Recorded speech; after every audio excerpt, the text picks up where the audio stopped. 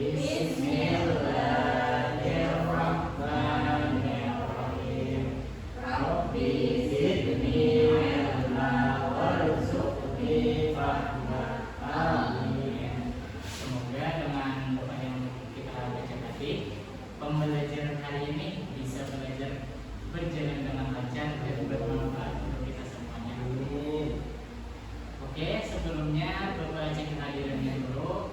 Apakah ada yang tidak hadir? Tidak ada. Ya, ada semua ya. Sekarang Bapak mau bertanya nih, siapa yang masih ingat pembelajaran kita sebelumnya? Oke. Minggu lalu kita belajar tentang sholat dan zikir dalam kehidupan. Kita membahas arti sholat dan zikir, manfaatnya untuk menjauhkan dari perbuatan buruk, dan juga pentingnya sholat lima waktu dan zikir dilakukan secara istiqomah. Ya, betul. Jadi kita telah belajar tentang salat dan zikir dalam kehidupan. Di dalamnya kita sudah membahas tentang makna salat dan zikir, bagaimana salat bisa mendekatkan diri kita kepada Allah serta menjauhkan kita dari perbuatan tercela, dan juga tentang pentingnya menjaga salat dan zikir secara istiqamah. Nah, jadi pada hari ini kita akan belajar materi baru, yaitu tentang mengagungkan Allah Subhanahu wa Ta'ala dengan tunduk pada perintahnya. Yang mana di dalam bab ini kita akan membahas tentang pengertian, tata cara, dan hikmahnya. Namun pada pertemuan hari ini kita berfokus kepada pengertiannya terlebih dahulu. Oke, sebelum memulai pembelajaran, Bapak akan membacakan tujuan pembelajarannya dulu. Jadi diharapkan peserta didik mampu menjelaskan perintah agama untuk sujud syukur, sahwi, dan tilawah, dan memahami hikmah melaksanakan sujud syukur, sahwi, dan tilawah. Oke, kita masuk ke materi. Yang pertama yaitu sujud syukur. Nah, sujud syukur berasal dari bahasa Arab yang berarti berterima kasih kepada Allah Subhanahu wa Ta'ala. Adapun secara istilah, sujud syukur adalah sujud yang dilakukan oleh seseorang ketika mendapatkan nikmat dari Allah atau terhindar dari suatu bahaya atau musibah. Oke, kita lanjut. Di sini Rasulullah pernah mencontohkan kegiatan sujud syukur ini dalam kehidupan beliau, termasuk dalam sebuah hadis yang artinya sesungguhnya apabila datang kepada Nabi Shallallahu Alaihi Wasallam sesuatu yang menggembirakan atau kabar suka, beliau langsung sujud syukur. Nah, selanjutnya kita masuk ke hukumnya. Jadi untuk hukum sujud syukur ini adalah sunnah yang artinya sangat dianjurkan bagi kita untuk melakukannya. Nah, adapun hal yang menyebabkan kita harus melakukan sujud syukur itu adalah ketika kita mendapatkan nikmat atau karunia dari Allah. Selanjutnya ketika kita mendapatkan kabar gembira atau berita yang menyenangkan. Dan terakhir, terhindar atau selamat dari bahaya atau musibah yang menimpanya. Jadi misalnya nih, kita mendapatkan kabar gembira yang menyenangkan, contohnya kita ambil si Hujan misalnya di kelas ranking 1. Nah, Hujan ini sangat bersyukur begitu. Nah, maka disunahkan bagi dia untuk melakukan sujud syukur. Nah, selanjutnya kita lanjutkan ke sujud sahwi. Jadi sujud sahwi berasal dari bahasa Arab yang artinya lupa atau lalai terhadap sesuatu. Nah, sedangkan menurut istilah, sujud sahwi adalah sujud yang dilakukan karena lupa, ragu, dan terjadi kesalahan dalam pelaksanaan sholat, seperti kekurangan, kelebihan, atau tertinggalnya bagian tertentu dari sholat. Nah, selanjutnya kita masuk ke hukumnya. Jadi hukumnya di sini adalah sunnah, sama seperti sujud syukur tadi. Adapun cara pelaksanaannya di sini nih, yaitu dengan melakukan 2 kali sujud sebelum salam. Yang sama yang dijelaskan dalam hadis yang artinya apabila salah seorang di antara kamu ragu dalam sholat,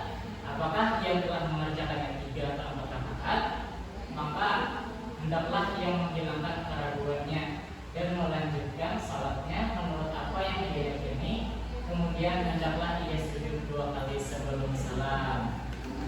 Nah, selanjutnya mengenai tentang penyebab sujud syukur. Di sini diantaranya yaitu lupa mengerjakan sholat atau rukun sholat seperti ruku dan sujud. Selanjutnya yaitu ragu jumlah rakaat yang telah dikerjakan.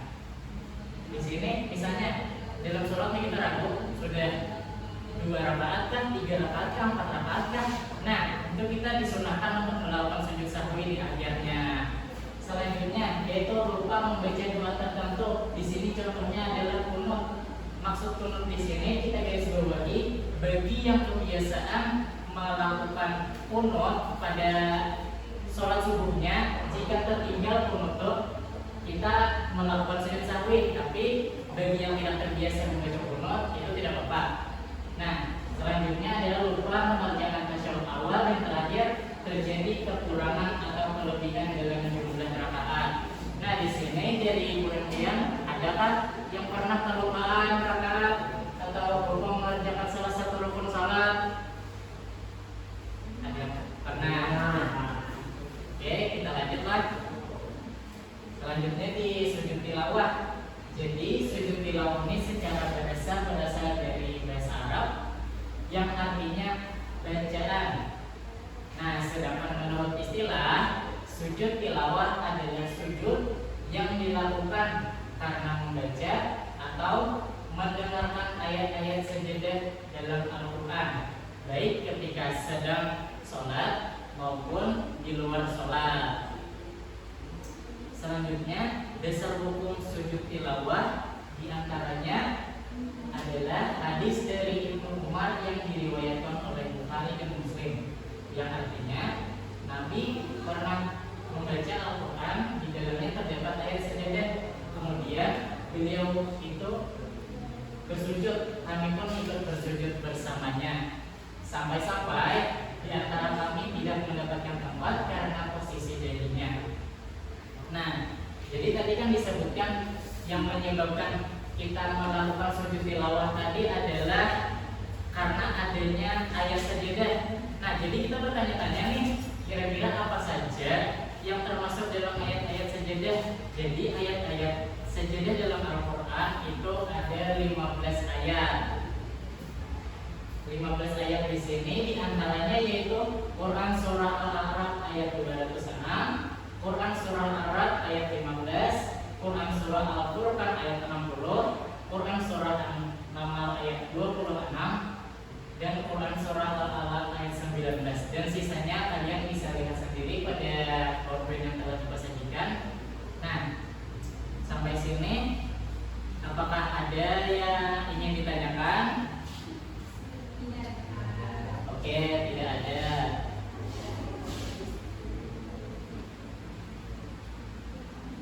Nah,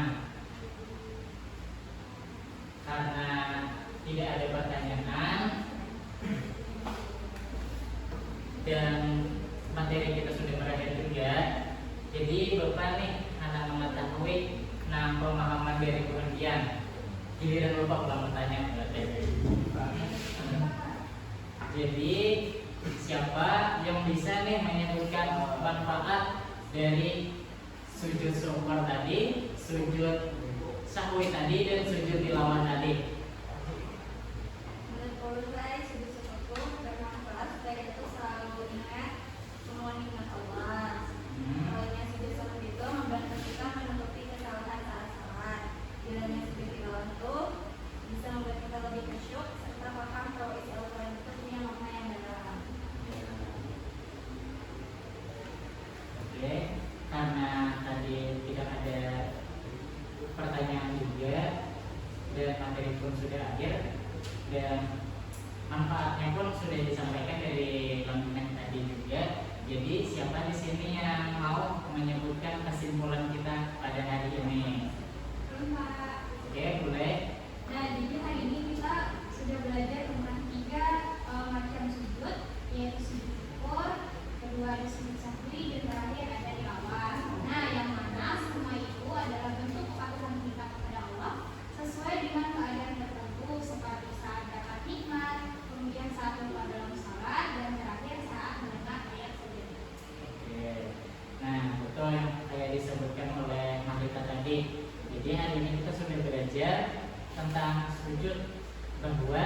sujud itu bukan hanya bagian dari sholat wajib, tapi juga bisa menjadi bentuk syukur, koreksi, dan penghormatan kepada Allah. Yang mana sujud-sujud yang kita bahas tadi mengajarkan kita untuk selalu tunduk, sadar dan dekat dengan Allah dalam setiap kondisi kehidupan. Oke, karena berakhir, Bapak sedikit mengingatkan untuk pertemuan minggu depan kita akan membahas tentang tata cara dari sujud syukur tadi, sujud sahwi dan sujud tilawah.